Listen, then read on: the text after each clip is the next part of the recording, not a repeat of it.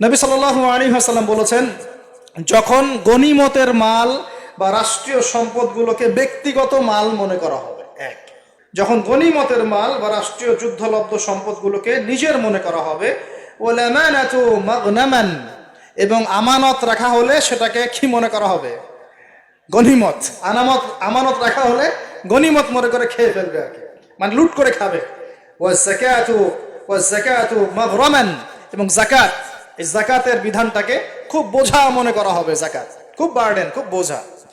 3 নম্বর, 4, ওয়াতুল্লিমা লিগাইরিদ দ্বীন, দ্বীনের জ্ঞান বিবর্জিত শিক্ষা চালু করা হবে। সুবহানাল্লাহ, মিলতেছে কি না? দ্বীনি জ্ঞান বিবর্জিত, ধর্ম বিবর্জিত শিক্ষার প্রচলন হবে। ও আতআর রাজুলু ইমরাআতাহ, এবং এই যে পরিবারের কর্তা যারা আছে এরা সব মহিলার আঁচল ধরে বসে থাকবে। বুঝতে পারতেছেন না? পরিবারের কর্তারা স্ত্রীদের আঁচল ধরে ঘুরবে। আর কি করবে? ওয়াক্কা উম্মাহ, এবং তার মায়ের অবাধ্য হবে, মানে মায়ের চাইতে বউকে বেশি প্রাধান্য দিবে, বউয়ের আঁচল ধরে ঘুরবে। আর নবীজি বলছেন, ওয়াল আদনা সাদিকাহ, বন্ধু বান্ধবকে খুব কাছে টেনে নিবে, বন্ধু বান্ধবকে কাছে টেনে নিয়ে ওয়াকসা আবাহ, তার বাবাকে দূরে ঠেলে দিবে। মিলতেছে কিনা?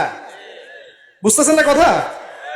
আবার বলতেছি, যখন গনিমতের মালকে ব্যক্তিগত মাল মনে করা হবে, আমানত রাখা হলে লুট করে খেয়ে ফেলা হবে, যখন জাকাতটাকে বার্ডেন মনে করতেছে, বোঝা মনে করতেছে, যখন ধর্ম বিবর্জিত শিক্ষা চালু হচ্ছে, যখন একজন ব্যক্তি তার মাকে কষ্ট দিয়ে মায়ের চাইতে বেশি স্ত্রীকে প্রাধান্য দিচ্ছে, তার আঁচল ধরে ঝুলছে, আর যখন এই ছেলেপেলেগুলো বন্ধুকে কাছে টেনে নিচ্ছে, বাবাকে দূরে ঠেলে দিচ্ছে, আর কি হচ্ছে? ওয়াযাহারাতিল আসওয়াতু ফিল মাসাজিদ, সুবহানাল্লাহ, যখন মসজিদের মধ্যে শোরগোল হট্টগোল বেড়ে যাচ্ছে। কি হচ্ছে না? যখন মসজিদের মধ্যে শোরগোল হট্টগোল বেড়ে যাবে, এবার রাগ করেন না, এটা হাদিসে আছে, আমি বলছি, অনুবাদ করছি। ওয়াসাদা ক্বাবিলাতা ফাসিকুহুম, এবং কোন কোন কবিলা মানে গোত্র বা সমাজের নেতৃত্ব দিবে ওদের মধ্যে সবচেয়ে ফাসিক ব্যক্তি, সবচেয়ে পাপাচারী ব্যক্তি। এটা নবীজি বলছেন। আরো তিনি বলছেন, ওয়াকানা যাঈমুল কওমি আরযালাহুম, এবং সমাজের সবচেয়ে নিম্ন শ্রেণীর মানুষকে সমাজের কর্ণধার করা হবে। তিনি আরো বলছেন, ওয়াকরিমার রাজুলু মাখাফাতা শাররিহ, কোন মানুষকে সম্মান করা হবে তার ভয়ে। কিসে? ভয়ের চোটে সম্মান করা হবে। সম্মান মন থেকে আসবে না, ভয়ের চোটে সম্মান করা হবে। আরো বলছেন, ওয়াজাহরাতিল কায়নাত ওয়াল মাআজিফ, একটু আগে বললাম, ওয়াজাহরাতিল কায়নাত মানে বেশি বেশি নর্তকী আর বাদ্যযন্ত্র দেখা যাবে, এবং ওয়াশুরিবাতিল খুমর, এবং যখন মাদক দ্রব্য সমূহ পান করা হবে। এই কাজগুলো যখন হবে তখন তোমরা শুনে রাখো, একটা আছে, ওয়ালা'না আখিরি হাযিহি উম্মতি উলাহা, উম্মতের শেষের দিকের মানুষরা পূর্ববর্তী থেকে গালি দেওয়া শুরু করবে। এই শেষ জামানার মানুষগুলো সোনালী যুগের মানুষদেরকে গালি দেওয়া শুরু করবে।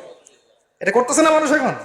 আচ্ছা, এই কাজগুলো যখন হবে তখন শোনো, ফালইয়ারতাকিবু, তখন ধেয়ে আসবে। কি ধেয়ে আসবে? ইনদা যালিকা চারটা আযাব, 4-5টা আযাব। 1, রিহান হামরা, এটা এখন আসে নাই। রিহান হামরা মানে হচ্ছে উত্তপ্ত গরম বাতাসের আযাব আল্লাহ পাক দিবেন, বলেন নাউযুবিল্লাহ।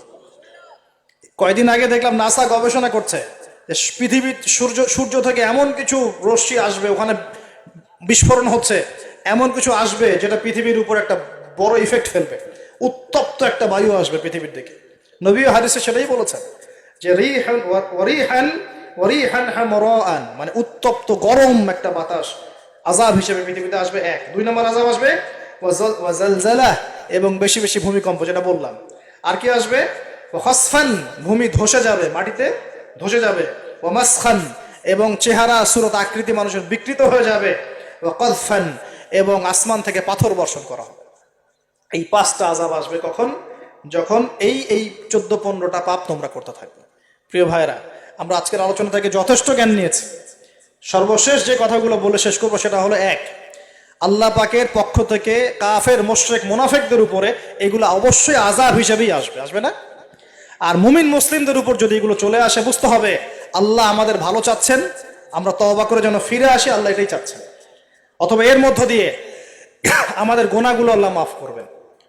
আল্লাহ রাব্বুল আলামিন আমাদের সবাইকে আসমানের সমস্ত বিপদ, জমিনের সমস্ত বালা থেকে হেফাজত করুন এবং আল্লাহ পাকের আযাব নেমে আসে এমন পাপগুলো থেকে বেঁচে থাকার তৌফিক দান করুন। আমরা আজকের এই সংক্ষিপ্ত আলোচনায় যে পাপগুলোর নাম জেনেছি, এই সমস্ত পাপ থেকে আল্লাহ আমাদের সবাইকে বেঁচে থাকার তৌফিক দান করুন।